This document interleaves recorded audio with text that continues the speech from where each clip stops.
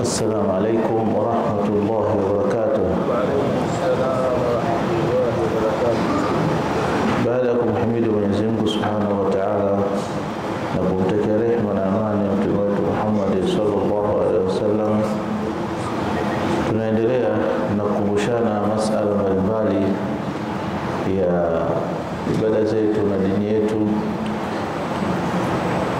Kama ilivyokuwa taratibu wetu, kila ikifika mwisho wa mwezi na katikati ya mwezi huwa tunaulizana maswali. Na jana ndio ilikuwa hilo jambo lifanyike, kutokana na sababu zilikuwa nje ya uwezo wa binadamu, hatukuweza kuendelea na jambo hilo hivi leo.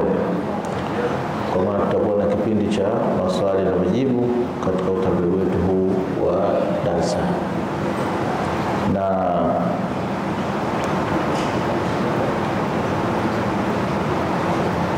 kabla sijatoa nafasi kwa waumini, kuna swali kwa njia ya message iliyokuja, nasema kwamba wapo watu wanachunga mifugo yao katika makaburi, wengine wanawapitisha kufanya kama sehemu ya malisho, wengine wanatoa mifugo yao na kuifunga kufanya sehemu ya makaburi ndio sehemu yao ya kuwafunga kwa makusudi kwa ajili ya hayo malisho. Lakini wengine nao wanafuga mifugo kwa ajili ya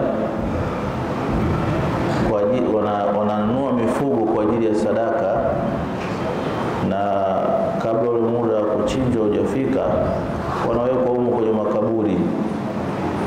Je, nini hukumu ya jambo hili katika sheria ya Uislamu? Swali ndio limeandikwa hivyo, lakini nataka kuliweka wazi kwamba yaonyesha kuna watu wanajalia sehemu za makaburi ndio sehemu ya kuweka wanyama wale. Tabani kutakuwa kwenye yale makaburi kuna sura ya kuwa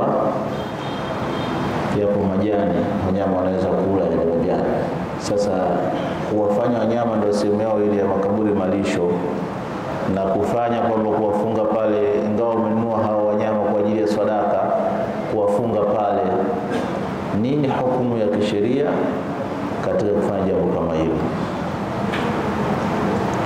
Kwa hiyo tunasummarize kwa kusema kwamba ikiwa kuchunga mifugo kwenye kaburi au kupitisha mifugo kwenye kaburi kama ni njia, au kufanya makaburi kuwa sehemu rasmi ya malisho, au kufuga mifugo kaburini kwa ajili ya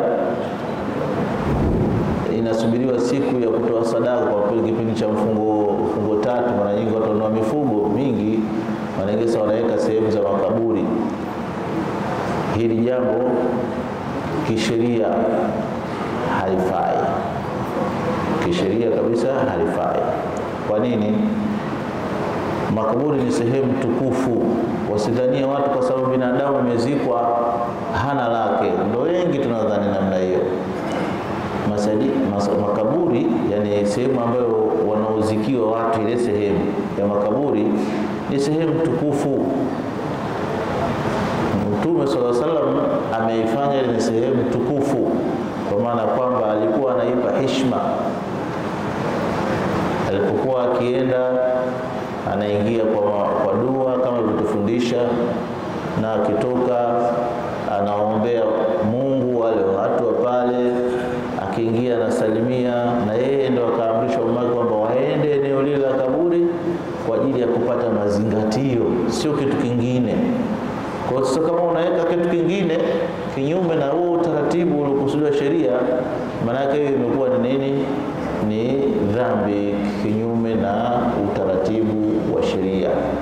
Yani kuna vitu vinafanyika katika mazingira yetu kama vile mazoea tu, lakini kumbe vinavunja sheria. Na mara nyingine sisi ambao wajuao sheria ndio tunavunja hizo sheria. Sasa swala kama hili hairuhusiwi kabisa yanapaswa kuheshimiwa makaburi, kuchunga mifugo ndani yake, na kuweka heshima ya watu waliozikwa sehemu kama hiyo, kwa sababu tunaambiwa yale makaburi ni nyumba za ndugu zetu wanaoishi maisha ya nini, ya kaburini. Imam Nawawi katika Sharh Muslim akawa anatueleza kwamba hata kwenye Sharh Muhadhab pia kitabu cha fiqh pia Imam Nawawi anaeleza kwamba hakika makaburi ni sehemu takatifu, haifai kufanywa sehemu za kupitishia au kuchunga au kutupa taka. Yani nafsi iko hivyo, kupitishia, kuchunga au kutupa taka ile sehemu ya nini, ya makaburi, kwa sababu hii ni sehemu inayoheshimiwa.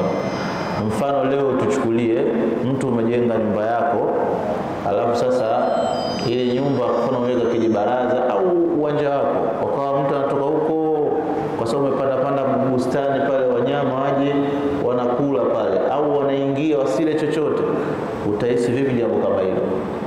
Inakuwa ni maudhi, kwa sababu Mtume akatuambia innal mayyita yataadha bima kana yuudhihi fil haya, hakika maiti anaudhika na anapata tabu, anakasirika kwa yale ambayo yalikuwa akimkasirisha katika yuko hai.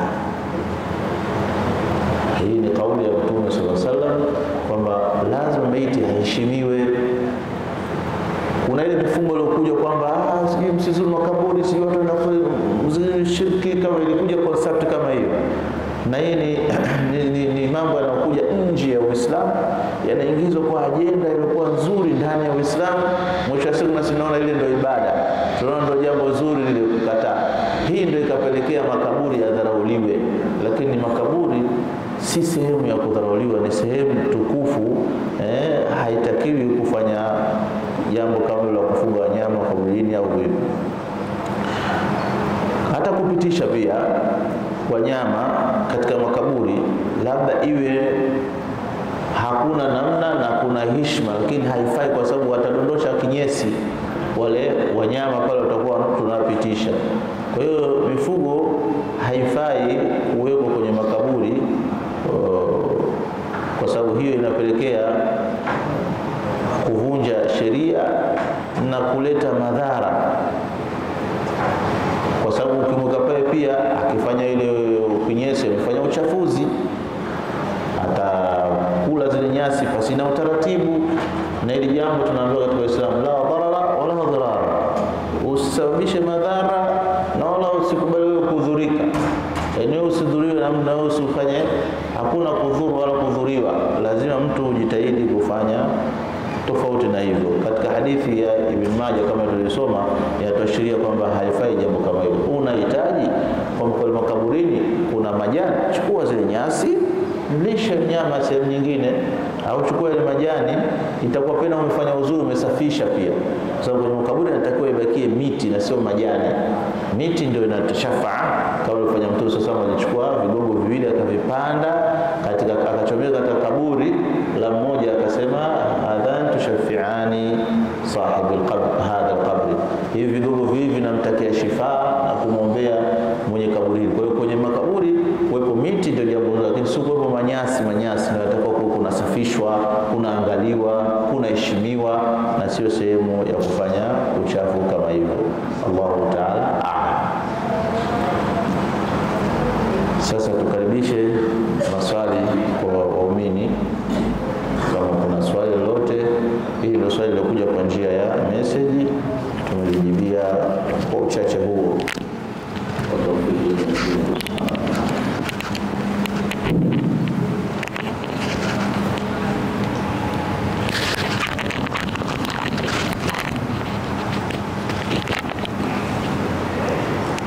Assalamu alaikum wa rahmatullahi wa barakatuh.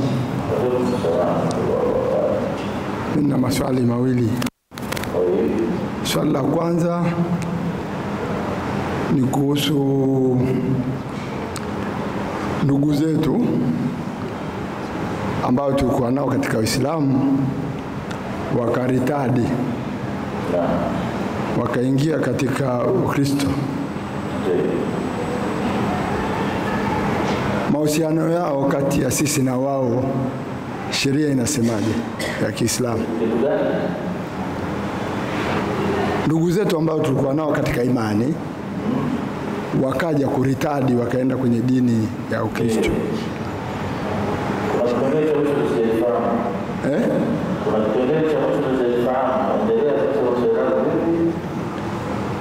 Nasema ndugu zetu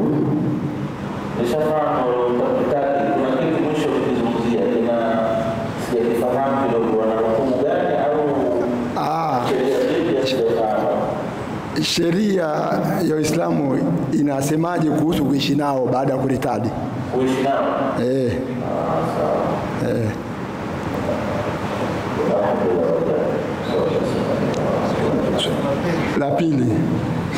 La pili ni kuwa sheria ya Uislamu imeelekeza kuhusu mavazi, kuwa mavazi kwa mwanamume ni kupita magoti, lakini kuna watu wanasema, kuna hadithi inayosema kuzidisha nguo zaidi ya kongo mbili si sheria. Sasa Uislamu kwa ujumla unasemaje kuhusu hilo?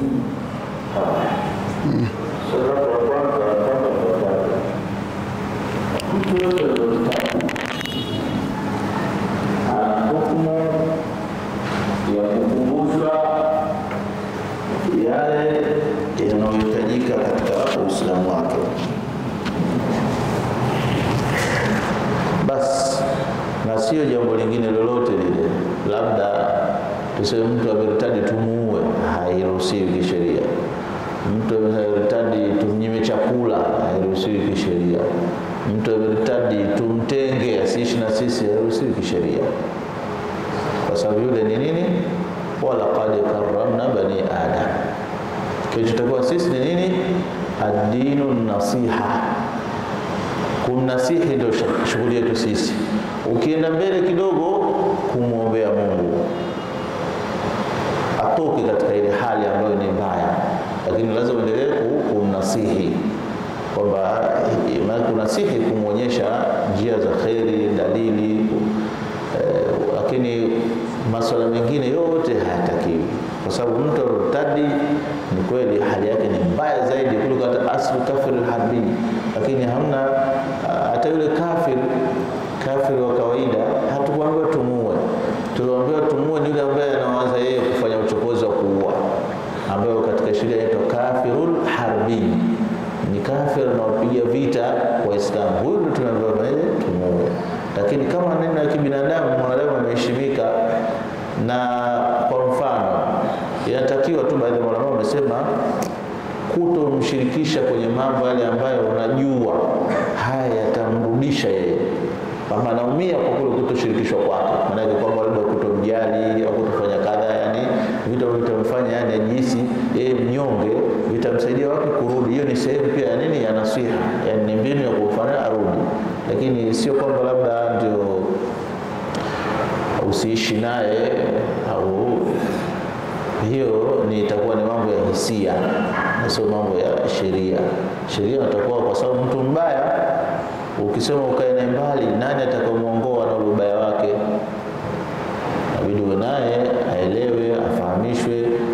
Kwa kuna dharura za kwamba haeleweki, unaweza kumhama, kwa sababu Mwenyezi Mungu anawapenda wale ambao wanapendana kwa ajili yake yeye na wanaohamana kwa ajili yake yeye. Shauri mnasihi mwambie hakuna uwezekano huo, basi muepuke, kwa maana kwamba unamhama. Lakini si kwamba ukiishi naye utapata dhambi, utapata, ile ni hukumu yake mbali, anatakiwa na sheria arudi aelekee kwa Mwenyezi Mungu. Akitokufa zile taratibu zake zote za kufanywa anafanyiwa, ingawa kwamba baadhi ya wamesema anaweza kuzikwa mbali na makaburi ya Waislamu, lakini popote tapokuwa wengine wamesema anafanywa mambo na azikwe. Kwa sababu gani? Kwa sababu huyo ni binadamu. Kuna baadhi tu ya majukumu masheria, kwa mfano kumswalia nini, zitakuwa hazingii, lakini mengineyo anafanyiwa. Kwa hiyo hivi ndio mtu murtadi anachukuliwa hukumu kama hiyo. Mwenyezi Mungu atuhifadhi na janga kama hilo. Janga kizuri ambayo ni imani, alafu wewe unaiacha imani unaenda katika ukafiri, hilo ni jambo baya sana. Swali lako la pili, sheria inatuelekeza vipi kuhusu kwenye swala la mavazi? Sheria kwenye mavazi haijasisitiza vazi aina gani ulivae, bali sheria imetuelekeza namna ya kuvaa. Lakini vazi gani wewe utakovaa lote maadamu na kustiri sehemu za maungo yako, na hapo kidogo nitakubainisha. Kuna watu wanajua wengi kwamba uchi wa mwanaume ni kati ya nini, ya magoti mawili na kitovu, ndio wanajua hivyo. Hii ni uchi wa mwanamume katika swala, ni uchi wa mwanamume katika swala, au aura ya mwanamume katika swala. Anaposwali lazima hizi sehemu baina sura wa rukba na magoti mawili ayafunike, lakini nje ya swala inatakiwa maumbile yake ayafunike sehemu ambayo hayahitaji kuwa wazi. Kwa mfano anakaa kwa ajnabi, anakaa kwa wanawake ambao watu kando, hawezi kusema kwamba eti akae baina sura rukba kwa sababu ndio uchi wa mwanamume. Hapana, inatakiwa ajistiri kama vile, kwa mfano tuchukulie leo hukumu kutoka mtu nje akatoka chake na kijisingredi tu, labda na kibukta tu, labda ndio kimezuia hivyo, yani ile kisheria ya Uislamu haitakiwi, imeletwa na watu wasiokuwa Waislamu. Kwa nini? Kwa sababu huko nje kuna mwanamke pia atakuona utupu wako ule. Ingawa kimsisitizo sasa kwa mwanamke imekuwa hata ndani ya swala mwili wake wote. Kwa nini? Kwa sababu zamani Mtume sasa msikiti ilikuwa ni kitu kimoja, kuna pangwa tu kwamba mbele wanaanza wanaume, wanakuja watoto wadogo, kisha wanawake nyuma. Kwa hiyo ilikuwa ndani ya swala sheria imekuja yeye mwili wake mzima kwenye swala pia ujistiri.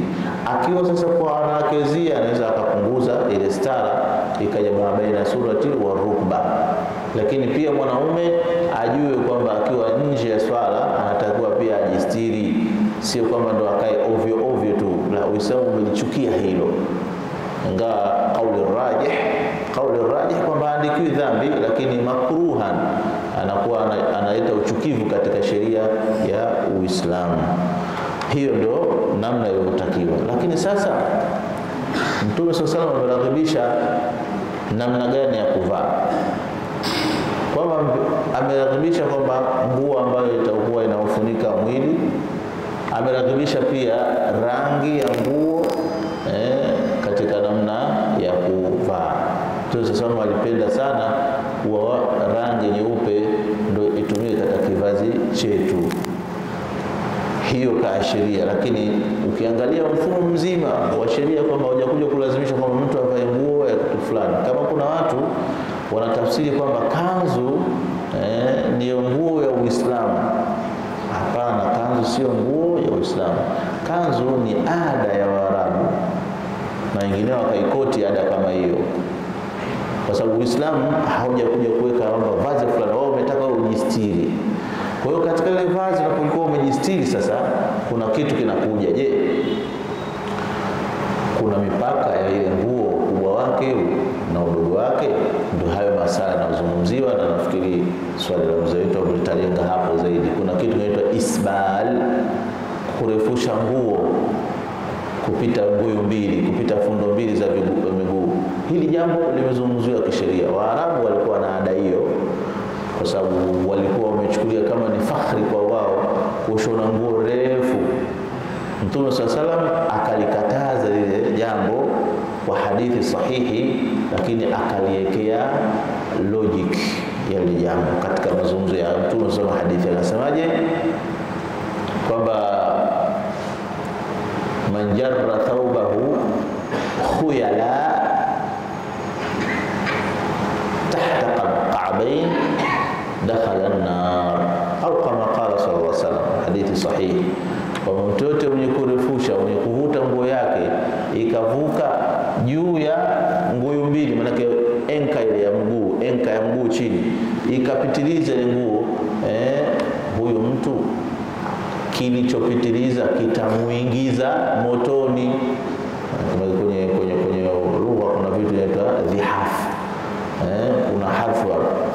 kwamba akiwa amefanya hivyo fama zada yusabbibu dukhulil nar, kilichozidi kinamsababisha yeye aingie wapi? Aingie motoni, kwa kuwa kile kimezidi.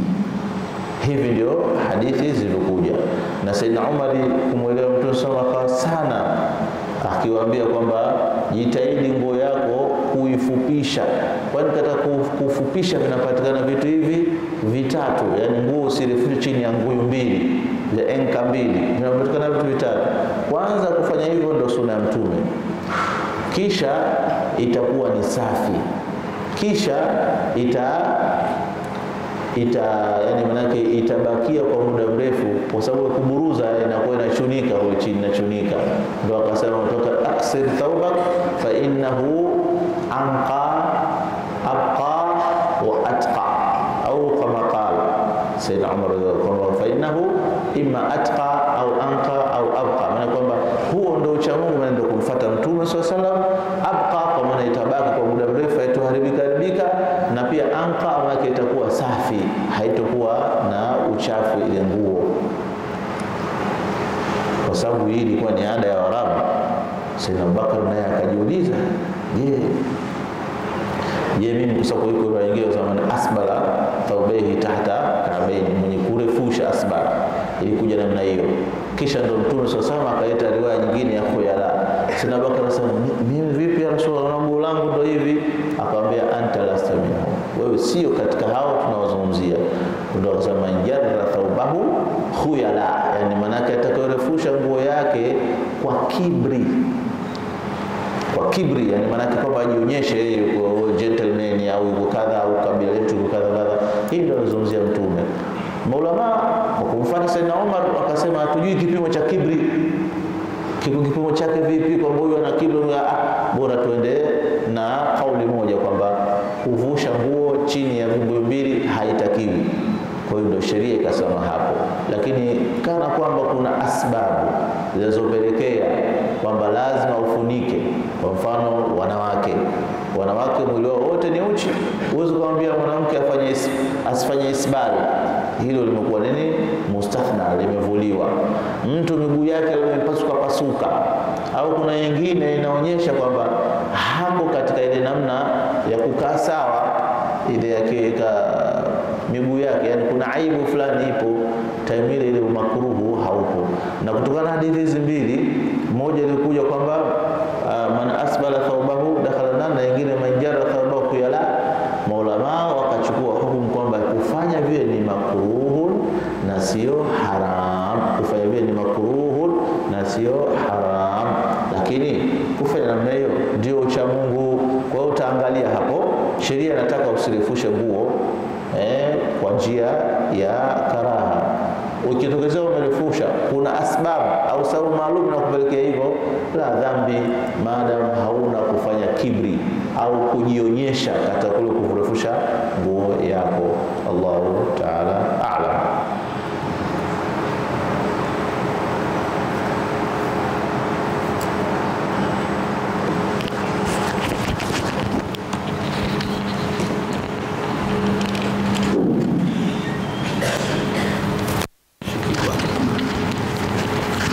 Assalamu alaikum wa rahmatullahi ta'ala wa barakatuh. Sheikh, swala langu linahusu habari ya ndoa. Na jamaa na mke wake imetokea khitirafu, imebidi ampe talaka. Naam. Sasa alipompa ile talaka, ikawa wajibu yule mke arudi kwa wazazi wake ili amhudumie kwa kaida ya miezi mitatu. Talaka hiyo kwa mujibu au ameghadhibika? Mume ameghadhibika kutokana na kitendo kinachosemekana ililetwa kwenye baraza kwamba amemfumania. Yeye alikuwa safari, dereva karudi kakuta mwanamume yumo ndani kabisa dhahira. Lakini kitu hicho alipomuuliza yule mkewe, huyu nani? Akasema huyu ni rafiki yangu. Kivipi? Mbona simjui? Katika moja ndugu zake, sasa huyu ni rafiki. Kwa hiyo Ukiona kuku, ukiona manyoya ujue kuku kaliwa. Ujiongeze mtu mzima. Yule bwana kadhabu akampa talaka. Kaambia basi kuanzia sasa hivi utoke hapa nyumbani kwangu. Ukiwa kule kwenu nitakuhudumia. Lakini madhali unataka hapa, mimi sitoi huduma yoyote, na kuachia nyumba na hao watoto kila kitu, naondoka mie. Sasa hukumu haijatolewa mpaka sasa hivi. Shekhe, nauliza na Waislamu wenzangu wafahamu kitendo hicho, je, hukumu yake nini kwa yule bwana wa muwaizo? Tunasema ukaniambia kwamba ni ghadhabu, kweli ghadhabu, lakini kitendo hicho ambacho yule bwana kimemtia matatani hivi sasa, hahudumii familia. Yule mke kakataa kutoka pale.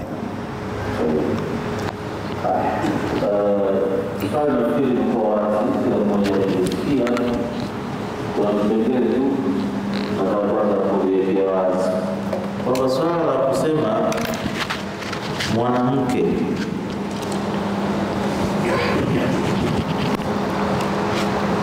kusema kwa mwanaume huyu rafiki yangu, au mwanamume kusema kwa mwanamke huyu ni rafiki yangu, hili si jambo la Uislamu, ni jambo limepachikwa na wasiokuwa Waislamu.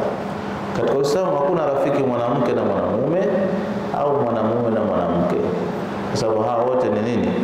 Ni hatari, ni danger, haitakuwa pamoja. La yakhlu baina al-mar'ati baina ar-rajuli wal-mar'ati illa ash-shaytana bainahuma, au kama qala sallallahu alayhi wasallam, hawakai wawili mwanamke na mwanamume isipokuwa shetani atakuwa baina yao. Mtume kataza kufanya khalwa, yani kukaa yeye mtu na mwanamke afu kasema huyu ni rafiki yangu. Kwa hiyo sheria halitaki hilo. Mambo haya yameletwa na wasiokuwa Waislamu ambao imepandikizwa mpaka ikawa hili jambo limezoeleka kwenye familia pia za Kiislamu. Wengine tunawasikia binti anakwambia huyu rafiki yangu, na yeye mwanamume anakwambia huyu rafiki yangu. Yani hatakiwi kwamba huo rafiki, bora hata ukasema kwa lugha nyingine, bwana huyu dada yangu katika imani at least, lakini kwa sheria ya Uislamu haitakiwi kabisa kusogelea jambo hilo. Imagine kwamba katika sheria ya Uislamu umemooa mkeo,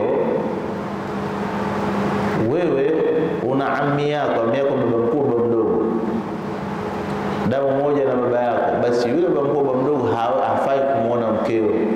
Imagine katika sheria ya Uislamu ni kitu kama hicho. Lakini kwetu kuna vitu vya urfu na ada vingi vimekuwa vimevunja zile sheria zitakazo Waislamu. Hata mara nyingine unakuja mtu anakuambia tulikuwa tunatembea hivi hapa bwana ustazi, huyu ndio shemeji yako bwana, anakuambia yule mwanamke anakuonyesha, wakati ndugu yake yule mume wa kuzawa baba na mama hatakiwi kumjua pia mkewe huyu. Yani ndio hii ndio sheria ya Uislamu. Na asili ni vipi? Ilikuwa mke yupo ndani, hiyo ndio asili, anahudumiwa. Sasa maisha yalipokwenda wanawake nao wametoka, kwa mara nyingine uharamu huo unakosa kidogo nguvu kwa salama.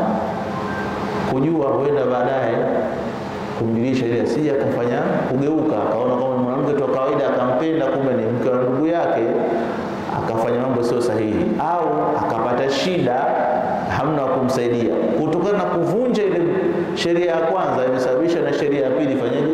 Ivunjike. Lakini asli ilitakiwa kwa mwanamke ni mtu mastur, anafichwa sana, hatakiwi kuonekwa fitna yake. Kwa kuwa ulimwengu umemtoa, swala kama hilo halina ubaya, lakini inabaki sheria ni ya karaha kumwambia mtu bwana huyu ndio shemeji yako huyu, kwa sababu sheria asili haitaki ni jambo. Sasa ndio watu tushakuwa anaweza akapata tatizo kumsaidia kwa hivi vitu kama hivi, inakuwa ni urfu na ada, havipelekei kwenda mbele zaidi. Lakini asili hamna urafiki wa mwanaume na mwanamke au mwanamke na mwanaume. Kwa hiyo kama mtu unaweza wewe Muislamu usilifanye jambo kama hilo, usilifanye jambo kama hilo. Mara nyingi tulikuwa tumeishi maisha ya kawaida, tulikuwa na masomo, tumerudi tukawa tunajaribu kupractice ile akhlaqi. Wengi wanaona kama kwamba wewe ni mtu unaringa, ni mtu unajidai, ni mtu unajitenga, au ni mtu unafuata mila za Kiarabu. Unafuata mila za Kiarabu wakati sio Uarabu, ni Uislamu. Kwa kuwa Uislamu tujui ndio vitu vya kawaida. Lakini mwanamke ni mtu, hata kuna kuna sehemu nyingine tu jina lake haitwi, anaitwa masturu. Hasa wenzetu wa Pakistani, India wanapenda sana ukisikia bwana tumekuja na masturat, maana yake ni mwanamke hatakiwi kuonekana mwanamke kwa aina yoyote. Sasa kwa kuwa ulimwengu umeshakuwa umefataha uhuru, kila mtu ana uhuru wake, ndio leo wanawake wamekuwa kitu cha kawaida, wanaonekana kwa namna watakavyo. Ndio maana leo hata sisi wenyewe hatuliona muhimu jambo la kuoa kama kawaida. Wale walioa pia wanapata changamoto, hawana hisia na wake zao za kimapenzi, kwa sababu wanawake wamejaa tele, anaona tu chochote anachokitaka anakiona nje. Na sasa hivi ndio kuna hizi vyombo hivi vya simu tena khalas, mapornografia hayo watoto wengine wanaona. Kwa hiyo imekuwa mwanamke, vijana waliochunguza miaka 30 40 anatumia dawa za nguvu za kiume. Hivi leo ipo, mimi nao lakini nawajua, anatumia dawa za nguvu za kiume, mambo hayaendi vizuri. Hasa yote kwa sababu gani? Hakuna ile hisia ya kutamani jambo, kwa sababu akizunguka muona yuko uchi, huko uchi, akifungua simu yake, saa nyingine kwenye simu wewe unafanya kitu kingine, unaletewa ile picha, unashawishiwa kidogo, wala wewe uweze kuutupia jicho. Kwa hiyo ni mambo imekuwa ni shaghala baghala tunasema. Kwa hiyo imepelekea vitu vingi vya kisheria havitendeki. Lakini turudi katika kumwogopa Mwenyezi Mungu kwamba hakuna kitu rafiki baina mwanamke na mwanaume. Hapo nitakuweka sawa kwanza. Alafu pia hukumu ya kuwa kwamba mke akiachwa kuna taratibu zake. Kuna kuachwa talaka moja, talaka mbili, talaka tatu. Sasa moja na mbili inaitwa rajiia. Huyu mke rajiia anatakiwa akae pale pale alipoachwa, kwa sababu talaka si jambo linalopendeza. Inatakiwa watu wakae pale, huenda zile ghadhabu na hasira zitaondoka, watarejeana na huduma ndogo zote zitolewe, hasa ikiwa kuna watoto. Hii inazungumzia maana huduma mke manake huduma ya mke hapewi, kwa sababu bado yuko katika kabadhi yako. Ndio maana kaitwa nini? Kaitwa iddatu rajiia, yani ida ya kurejea, maana yuko katika dhamana yako. Hata ikatokezea tu hujamwambia bwana mimi mke wangu nimekurejea, ikatokezea tu umejisahau ukafanya naye kitendo, ndio tayari shakuwa umemrejea. Ile talaka pale imefutika, yani kuonyesha kwamba hili jambo halihitajiki kisheria. Tutakuwa watu wakae pamoja pale, labda ilikuwa hasira, ibilisi, wakarejeana. Hiyo ndio inatakiwa. Lakini kija kwa mfano bainuna kubra, hakuna kurejeana. Yule mwanamke anatakiwa aende sehemu yake, lakini anapewa kitu. Walimutallaqati mataa, mtu anayeachwa anapewa kitu. Sasa kuacha hizi kuvunja sheria zote ndio matatizo yanakuja kama hivi, kwamba mke anaachwa lakini akubali kuondoka, hiyo sahihi. Alafu mume tu anasusa, hatoi huduma kwa sababu sheria haijui. Kwa sababu kuacha si jambo ambalo linapendeza. Limeletwa ile kwa sababu ya solution, kwa sababu ya nini? Ya kuleta suluhu, yani mpatano. Sasa kwa mtu anadhikika, hakuna njia, basi hao waachane ili kila mmoja apate nafuu. Lakini sio kwamba imeletwa talaka kwa mchezo. Kuna wengine anaweza namtesa mke, hataki kumwacha, anamtesa tu kwa sababu yeye ndio kidumu. Kuna mwingine anaacha kucha kutwa, leo na kesho anaacha. Hii haitakiwi. Kwa hiyo hukumu hapo inatakiwa yeye aendelee kumlisha. Akitomlisha anapata dhambi, na wale watoto wala hahusiki. Wale watoto hawaingii katika kadhia yeye na mkeo kuachana. Wale watoto ni wajibu sawa wako pale kwake, au wameenda mji mwingine, lazima yeye apeleke pesa ya matumizi kwa watoto, kwa sababu wajibu wa kuwalisha uko pale pale. Ama yule mwanamke atamlisha kipindi cha eda kikiisha, khalas, na jukumu la hilo hakuna. Allahu Ta'ala a'lam. Kuna muda umesogea sana.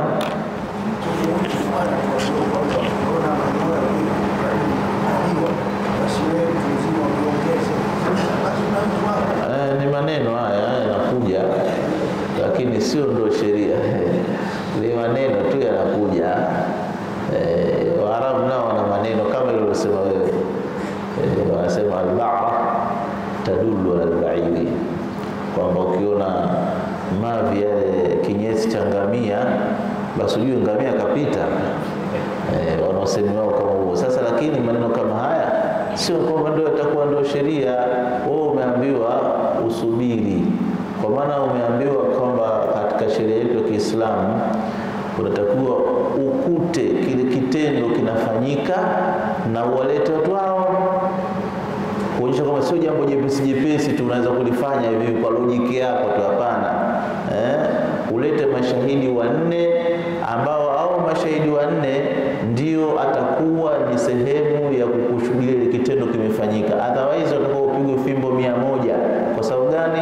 Kwa sababu umefanya qadh, umefanya yani maana kumtuhumu mtu kwamba amefanya uchafu wa zina na kumbe hajafanya uchafu wa zina. Lakini kule kuingiza mume ndani, kumuingiza mke mwanamume mwingine ndani, sheria hairuhusu. Sio kukaa naye karibu wala kumuhisiani mapenzi, kumuingiza mwanamume ambaye si katika family ya mume, ili jambo ni haram. Lakini madada zetu hawafundishwi hilo. Dini imekuwa haipo jamani, ndio tunapata shida na changamoto.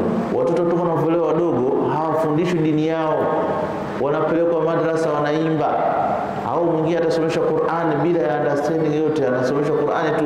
Kwa hiyo hata akienda kwenye ile life skills hana, maisha ya ndoa pia hayajui, ndio shida zinakuja kama hizi. Kwa hiyo tatizo sio liko pale juu, liko kwenye shina. Wazazi na kuwalea watoto wetu hawa hatuwafundishi kitu kama hichi. Ni tatizo litakuwepo kwa sababu ni wajibu wa mzazi kumfundisha binti yake kwenye maisha. Kuna ndoa, kuna hichi kwa msingi wa Kiislamu, au una haki zako ni hizi na haki zako ni hizi. Otherwise tutakuwa tunaendelea hivyo, lakini hayo maneno hazingatiwi kwamba ni sheria. Allahu Ta'ala alam. Kwa hiyo machache, Mwenyezi Mungu atuwafikie.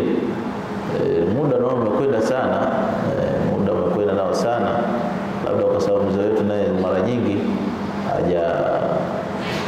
anasema man kana yu'minu billahi wal yawmil akhir falyukrim dhayfahu. Mzee sisi tunakuwa hapa leo tunaelezea watu wetu kufikiri kwa kumalizia swali lake. Assalamu alaikum warahmatullahi wabarakatuh. Mimi nauliza, mfano mtu na maarifa kidogo ya dini, sasa umetoka kwenye biashara ukaenda mikoani huko, basi yale maarifa ya dini uliyokuwa nayo mtu anakuja sasa anakuletea kina mama, halafu sehemu anayokuletea hapana hijabu yoyote. Bwana, tunaomba uwafundishe hao kina mama kwa muda utokoka hapa.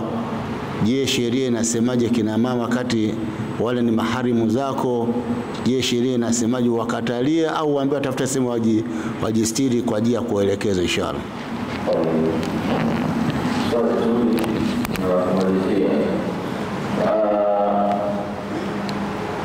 Wanakuja watu kwa ajili ya kufundishwa dini, kwanza kabisa utakuwa usiwakatalie. Kadri utakapokuwa usiwakatalie, uwe nao, kwa sababu hiyo hali inayosema kwamba wale sio wenye stara, hapo ndio kazi ya kuwafundisha kwanza. Ndio kazi kufundisha. Kina mama mmekuja, nashukuru, Mungu ajaze nguvu, lakini tuanze na hili. Kwa hiyo kuliko kuambia aje kwa sababu nimejistiri mimi siwezi kuwasomesha. Kwa sababu hili lilitokea pia kwa Mtume sallallahu alaihi wasallam, aliwasifu wanawake wa Kiansari kwa maneno mazuri sana kwamba rahimallahu nisaa al-ansar lam yamna'hunna al-haya an tafaqquhi fi dinihim. Mwenyezi Mungu awarehemu, au kama qala sasa, Mwenyezi Mungu awarehemu wanawake wa Kiansar, haikuwazuilia wao ile haya ya kike kutafuta dini, kujifunza dini yao. Lakini kwa nini tunaona kwamba inatakiwa stara au inatakiwa kwamba kupatikane stara kati ya mwalimu wa kiume na mwalimu wa kike? Kwa hicho kifanya Mtume sallallahu alaihi wasallam. Mwanamke wa Kiansar alikuwa akimuuliza Mtume sallallahu alaihi wasallam, vipi mwanamke akiwa ameota kuoge, ikiwa imetokezea na umebaki upe anafanyaje? Atakiwa aondoshe kwa kutuni yake. Yule mtu anaingia deep. Mtume kafika mahala sasa anaona haya ile kujibu, ikabidi Sayyidina Aisha akaashiriwa na Mtume, akaja Akasema basi ya Rasulullah, wewe rudi nyuma. Atachukua anauliza, mimi nakufikishia, unanipa jawabu, namrudishia yeye. Hapo maulama kwa scenario kama hiyo ndio wakapata kwamba inatakiwa baina ya mwalimu wa jinsia ya kiume na mwalimu wa jinsia ya kike, kwa tofauti ya jinsia, uzuri kupatikana stara, ima stara ya kimavazi au stara ya kizuizi. Na hilo tulipokea kwa wazee wetu sana, huku si sana lakini tulipokea, na ukitaka kulifanya unaonekana mtu ajabu. Sisi wazee wetu wale wanaokuja wasichana, wazee wetu wanakusudia wake, mimi nimesoma Yemen na Yemen wenyewe wanasema, nafikiri wamechukua pia kanuni za kisheria, wanasema uko umekaa pale, walimu zetu wanasema umekaa Yemen miaka 5 unasoma, wewe ni wa mtu wa hapa. Ndio mara nyingi natumia, wanasema nimekaa miaka 12 takriban nasoma Yemen. Sasa ikawa wao na tatizo la serikali hivyo, kama tuseme miaka 5 ushakuwa una qualified ya kupata uraia. Sawa, wakaifanya kama hivyo. Sasa ilivyo kwamba pamoja wale wote wanakuja pale na binti zao tena ni wadogo, lakini daima wanasoma kwa kuweka pazia. Nachukua microphone, wako huko, nakaa hapa nasomesha dhahir. Kuna shida yote, kuna assistant wa kike anakuepo kule, yeye kwa umoja wake atakuja karibu kidogo kwa mbali kwa shekhe, ataomba bayani iko vipi, atarudi. Wako namna hii. Hichi kitu ni umuhimu kwa kule namna ya kusomesha, na watoto wa kike wako wengi wanasomeshwa, lakini wanafundishwa namna ya kusoma kwa adabu, kwa sababu ndio Mtume sallallahu alaihi wasallam ashiria hilo. Ingawa kwetu kuna shida ya hilo, na kama kuna adabu na usalama haizuiliwi, kwa sababu Uislamu umezuia kuchanganyika. Mana al-Islam al-ikhtilat wa la ijtima'. Kwa tofauti baina ya ikhtilat kuchanganyika na ijtima' kukusanyika. Tumeruhusiwa kukusanyika, tumekataza kuchanganyika na wanawake. Kukusanyika na wanawake inawezekana, na kwamba kuna mazingira yanatenganisha, wanawake wako huku, wanaume wako huku, wanawake wako nyuma, wanaume wako mbele, namna hiyo. Hata kama mnaonana haijakataza, lakini ilikuwa bora msionane. Hii ndio kwa bora. Stara kwa msionasomesha wale, basi mbie sawa, mtasomesheni, wekeni hijabu zenu. Ukiona hawa kwa kuweka labda pazia hawatanifahamu kabisa, basi waambie wao wenyewe wajistiri vizuri, kwa sababu pale ibilisi kashakavya Mtume, anakuwa anacheza, anatuma zile silaha zake. Mara yule mwanafunzi kasoma sauti nzuri, mwalimu shaingia tena wanabaika. Mara sijui kasimama maumbile yake, mara ushabaika mwalimu. Ndio maana inatakiwa kusiwe na compromising yote kati ya jinsia mbili, ndio baraka na ndio inapatikana kusura kama hiyo. Tazama wale wanafunzi wa kwetu ambao wanafanya sheria, utakuta sanguza kwa muhtajib, lakini wanafunzi wanasoma, wako wanasoma sehemu mbalimbali kama wale wenzetu kama Masjid al-Khattab wanasoma, msikiti wa Ilala ule pale wanasoma, lakini utakuta wale wamekuwa katika mazingira ya kujistiri. Kwa hiyo na sisi tutakuwa tujifanye hivyo. Kwa hiyo huko usiwakatae. Tena utakuwa uende sasa, ikiwezekana umerudi kwa muda ufanye mpango ndio kule kuna watu wanahitaji elimu, wanahitaji kufundishwa. Mtu kama hajafundishwa haingizwi kwenye hatia. Hii ndio ilivyo. Hata mtu sasa alipokuja ile bedui akafanya haja msikitini, hakumtia kwenye hatia, kamwacha baadaye ndo kamfahamisha hili jambo halitakiwi usifanye hivi. Kwa hiyo ni methodology ya dawa. Mtu akiwa hajafundishwa usimkatae kwa ile hali yake iliyokuja. Sio kasa bwana wana stara siwezi kuwasomesha mimi Sheikh Kabir. Haitakiwi, inabidi wewe uvumilivu time ile huku unatengeneza ile jambo. Allah Ta'ala alam. Mwenyezi Mungu atubarikie, atujalie tuwe miongoni ambao yastamuna qawla fatuna ahsana. Wa sallallahu alaihi wasallam. Al-Fatiha.